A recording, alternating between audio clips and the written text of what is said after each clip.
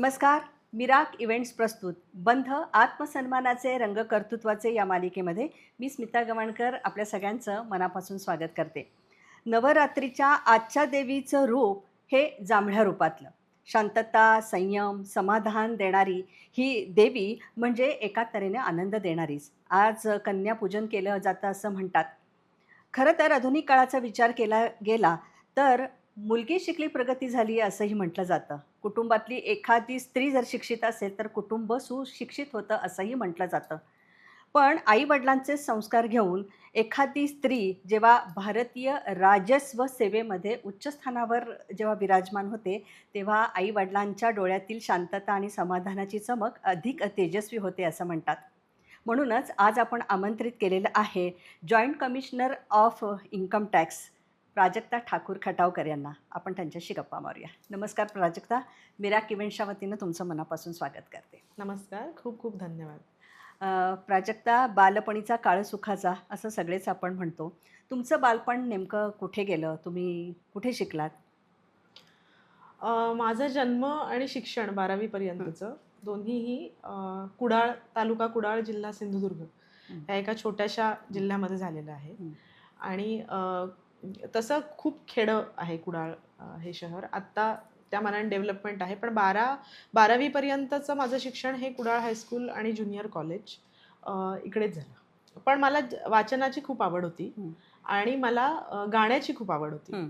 तर माझा मेजॉरिटी जास्तीत जास्त काळ हा गाण्यामध्ये जायचा आणि उरलेला वेळ हा पुस्तक वाचनामध्ये जायचा. अभ्यासामध्ये मी अशी अबव ॲव्हरेजच होते, पण खूप एकदम पहिली वगैरे असं नव्हतं कधी. प्राजक्ता, तुम्ही म्हणाल की मला वाचनाची आवड होती. कुठल्या प्रकारची पुस्तकं तुम्ही वाचायचात जी आज तुम्हाला खूप उपयोगी पडली?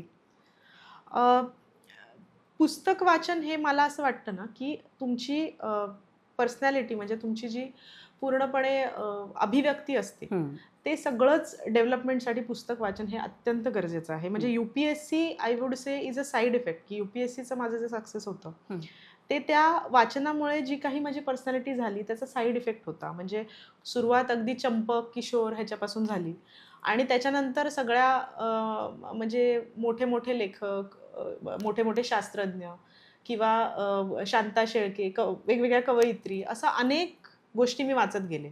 मेजॉरिटी माझं जे वाचन होतं ते मराठीतलं होतं, कारण माझं शिक्षण 8वी पर्यंत पूर्णपणे मराठी माध्यमातून झालेलं आहे. तर त्याच्यामुळे सुरुवातीचं पूर्ण वाचन हे मराठी माध्यमाचंच होतं. त्यानंतर इंग्लिशकडे मी वळले. प्राजक्ता, तुम्ही अनेक वाहिन्यांच्या अनेक स्पर्धा गाण्याच्या माध्यमातून जिंकलेल्या आहेत. पण हा ब्रेक कधी आला की का गाणं थांबवून पुन्हा आपण अभ्यासाकडे वळावं असं का वाटलं तुम्हाला? 12वी पर्यंतचं माझं गाण्याचं शिक्षण व्यवस्थित सुरूच होतं अभ्यासाबरोबर. पण एक साधारण ग्रॅज्युएशनची जेव्हा वेळ आली तेव्हा मला असं वाटत होतं की आधीपासून UPSC करायची इच्छा असल्यामुळे की आपण BAसाठी ॲडमिशन घ्यावी. पण माझी भावंड जी मोठी होती त्यांचं असं स्पष्ट मत होतं की UPSC किंवा MPSC अशा ज्या स्पर्धा परीक्षा असतात त्याच्यामध्ये एक अनसर्टन्टी असते, म्हणजे ते होईलच ह्याची कोणीच गॅरंटी घेऊ शकत नाही. सो मग एक प्लॅन B असावा आपल्याकडे. म्हणून सगळ्यांचं असं मत होतं की तू इंजिनिअरिंगला ॲडमिशन घे, जे मला मिळत होतं. मग त्याच्यानंतर असं झालं की मला सायमल्टेनियसली गाणंही शिकायचं होतं, म्हणून आम्ही खूप प्रयत्न केले आणि किशोरीताई आमोणकरांपर्यंत, ज्या माझ्या म्हणजे आजही त्याच माझ्या आदर्श आहेत, तर त्यांच्यापर्यंत पोहोचण्याचा प्रयत्न केला की आपल्याला शिकता येईल का मुंबईला ॲडमिशन घेऊन किंवा असं.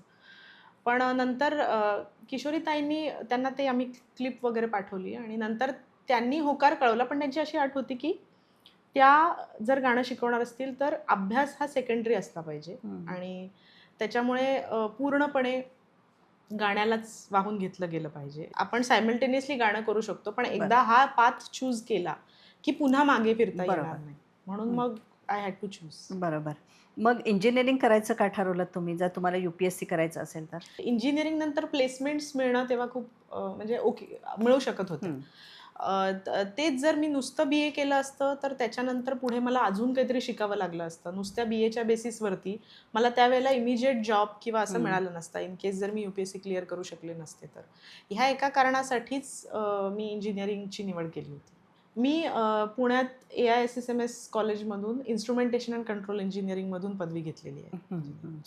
प्राजक्ता, या गाण्याचा तुमच्या आयुष्यावर प्रत्येक ठिकाणी उपयोग होत गेला का? मला असं वाटतं की कला ही तुम्हाला जगण्याचं बळ देते. प्रत्येक वेळेलाच मला हा आलेला स्वतःला अनुभव आहे. म्हणजे फॉर एक्झाम्पल मी फक्त एक उदाहरण सांगायचं म्हणून की UPSC मध्ये सुद्धा एक 3 टप्पे असतात परीक्षेचे, की प्रिलिम्स असतोय, म्हणजे मल्टिपल चॉईस क्वेश्चन्स असतात, बहुपर्यायी प्रश्न, त्याच्यानंतर मेन्स असते आणि त्याच्यानंतर इंटरव्ह्यू असतो. त्याच्यासाठी ठरलेले प्रयत्न असतात. म्हणजे एवढे तुम्ही 4च अटेम्प्ट त्यावेळेला देऊ शकत होता UPSCचे. ह्यापैकी कुठल्याही टप्प्यात जर तुम्ही फेल गेलात, सपोज आता मी प्रिलिम्स क्लिअर केला, मेन्स क्लिअर केली आणि इंटरव्ह्यूला फेल झाले, पुढच्या वर्षी पुन्हा मला प्रिलिम्स द्यायला लागते. आधीच्या परीक्षेचं कुठलंही क्रेडिट मिळत नाही, अशी सिस्टम. आणि अटेम्प्ट काउंट होतो. म्हणजे एकदा तुम्ही प्रिलिम्स जरी फेल गेलात किंवा इंटरव्ह्यू, तरी अटेम्प्ट काउंट झाला. मी पहिल्यांदा जेव्हा मेन्स दिली त्यावेळेला माझं सिलेक्शन होऊ शकलं नाही आणि I tried the most in that attempt. म्हणजे मला जेवढा अभ्यास करणं शक्य होतं तेवढा सगळा मी केलेला होता. आणि मग असं झालं की आता संपलं, म्हणजे रिझल्ट आला दुपारी आणि आता काहीच, म्हणजे दॅट वॉज व्हेरी डिव्हॅस्टेटिंग. म्हणजे आपल्याला पूर्णपणे आपण एखाद्या गोष्टीसाठी प्रयत्न केले आणि आता तुम्हाला अपयश आणि आता परत पुन्हा पहिल्यापासून ती सगळी सायकल. तर तो अख्खा दिवस, अख्खी रात्र मी फक्त क्लासिकल गाणी ऐकून काढली. वा. म्हणजे म्हणजे मला विचारच नाही करायला लागला त्यावेळेला की आपण काय करावं.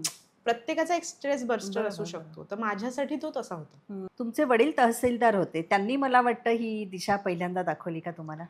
हो, माझे वडील लँड रेव्हेन्यूमध्येच होते आणि त्यांची अशी फार इच्छा होती, आम्ही 4 भावंड आहोत, त्यांची अशी फार इच्छा होती की कुठल्या तरी एका मुलाने तरी आपल्या सिव्हिल सर्व्हिसेस, आणि त्यांच्या इच्छेचं बेसिक कारण हे होतं की सामान्य लोकांना मदत करता यावी. याच्यासाठी त्यांची अशी इच्छा होती की आपल्या कुठल्या तरी मुलांनी समाजोपयोगी गोष्टी करण्याकरता सिव्हिल सर्व्हिसेसमध्ये जावं.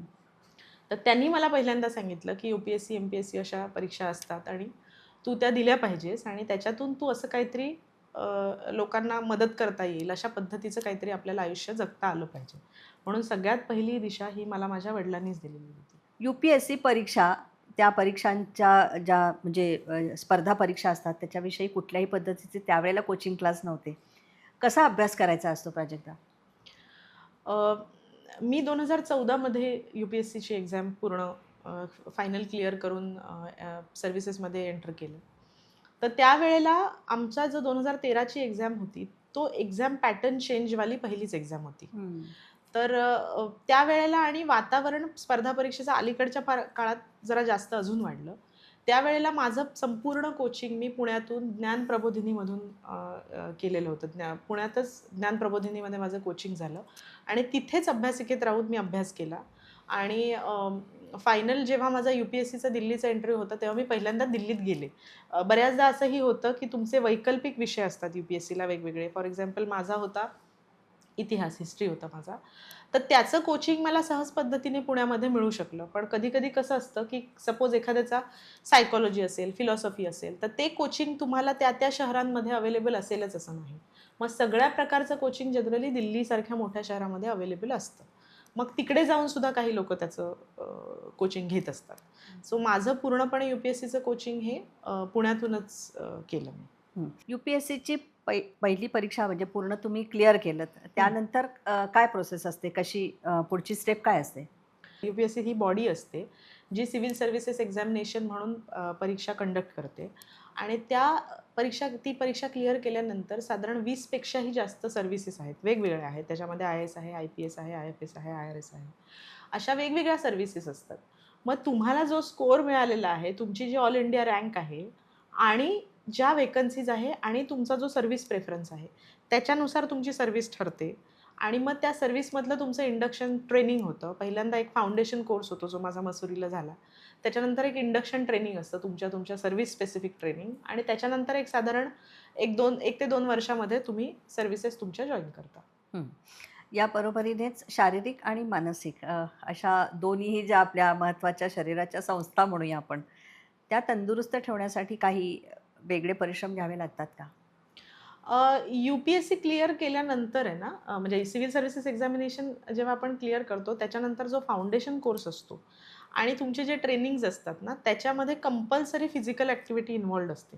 म्हणजे पहाटे 5ला मसुरीला उठवून ते चांगले धावडवतात आणि मग तिथे सगळ्या फिजिकल ॲक्टिव्हिटीज मस्ट आहेत आणि त्याच्यानंतरच दिवसभराचं तुमचं ट्रेनिंग आणि हे सगळं सुरू होतं. तर सेम आमच्या NADTला पण national academy of direct taxes IRSची जी संस्था आहे, तर तिथे सुद्धा असंच होतं. म्हणजे physical activity was a must, म्हणजे तुमच्या एक्सरसाइज आणि त्याच्यानंतर तुमचा दिवसाचं शेड्यूल आयडियली कसं असलं पाहिजे, हे ते आम्हाला अकॅडमीपासूनच सांगतात.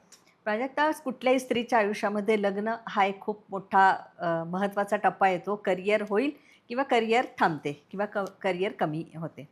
अशामध्ये दोन्हीचा म्हणजे संसार आणि करिअर यांचा सुंदर मेळ घालायचा कसा प्रयत्न करायचा असतो? काय करायचं असतं? अम, मला असं वाटतं की सिव्हिल सर्व्हिसेससारख्या ज्या डिमांडिंग नोकऱ्या आहेत, म्हणजे गव्हर्नमेंटमधल्या, तर त्याच्यामध्ये किंवा प्रायव्हेट सेक्टरच्या सुद्धा, त्याच्यामध्ये जर मुलींना जायचं असेल ना, तर त्याच्यासाठी त्यांनी आपला लाईफ पार्टनर खूप व्यवस्थित पद्धतीने चूज करणं हे खूप मोठं स्किल आहे. जे आपल्याला कदाचित आधीपासून सांगितलं जात नाही. आपल्याला मुलींना सांगितलं जातं की तू अभ्यास कर, तू अभ्यासाकडे लक्ष दे, तू तुझ्या करिअरकडे लक्ष दे. पण तो एक खूप मोठा आस्पेक्ट आहे की ज्याच्यामुळे तुमच्या पुढच्या करिअरवरती आणि पुढच्या आयुष्यावरती खूप मोठ्या प्रमाणात फरक पडणार असतो.